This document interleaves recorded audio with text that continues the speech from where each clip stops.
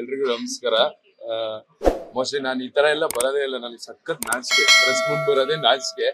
But ಇವತ್ತು ಬಂದಿರೋದಕ್ಕೂ ಸಾರ್ಥಕ ಅನ್ಸ್ಬಿಡ್ತು. Excellent, ಇವ್ರು ಅಂತೂ ಹಾಕೊಂಡ್ಬಿಟ್ಟಿದ್ದಾರೆ. ನನಗೆ ನಾಚಿಕೆ ಆಗ್ತೈತೆ, ನಾನೊಬ್ಬ ಕಾಮಿಡಿಯನ್ನ ಈ ಸಿನಿಮಾದಲ್ಲಿ ನಾನು ಇಲ್ವಾ ಅನ್ನೋಷ್ಟು ಫೀಲ್ ಇತ್ತು.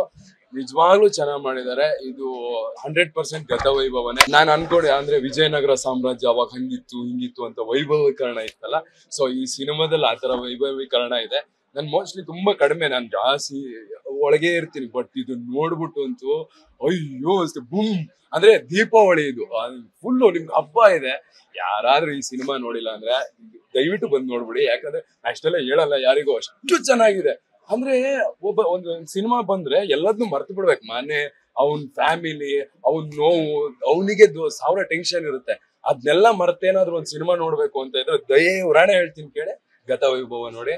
ನಮ್ ತಾಯಣೆಗೂ ಚೆನ್ನಾಗಿದೆ, ನಿಜವಾಗ್ಲೂ ಸಖತ್ತಾಗಿ ಮಾಡಿದ್ರು, ಒಳ್ಳೇದಾಗ್ಲಿ. 100 days ಆಗ್ಬೇಕು, 100%. ನೀವು ಅಷ್ಟೇ ತುಂಬಾ ಚೆನ್ನಾಗಿ ಮಾಡಿದ್ರ. Thank you so much. Soni ಅಣ್ಣ ಅಂತೂ ಎಕ್ಸ್ಟ್ರಾರ್ಡಿನರಿ, ಕೂಡೇ ಡೈಲಾಗ್ ಸಖತ್ತಾಗಿದೆ. Thank you. ಲೇಟೆಸ್ಟ್ ಹಾಗೂ ಇಂಟ್ರೆಸ್ಟಿಂಗ್ ಸುದ್ದಿಗಳಿಗಾಗಿ ಬಾಸ್ ಟಿವಿ ಕನ್ನಡ ಚಾನೆಲ್ನ ಸಬ್ಸ್ಕ್ರೈಬ್ ಮಾಡಿ, ಹಾಗೆಯೇ ಬೆಲ್ ಐಕಾನ್ ಪ್ರೆಸ್ ಮಾಡಿ. ಇದರ ಜೊತೆಗೆ ಫೇಸ್ಬುಕ್, ಇನ್ಸ್ಟಾಗ್ರಾಮ್, ಎಕ್ಸ್ ನಲ್ಲೂ ಮಿಸ್ ಮಾಡದೆ ಫಾಲೋ ಮಾಡಿ.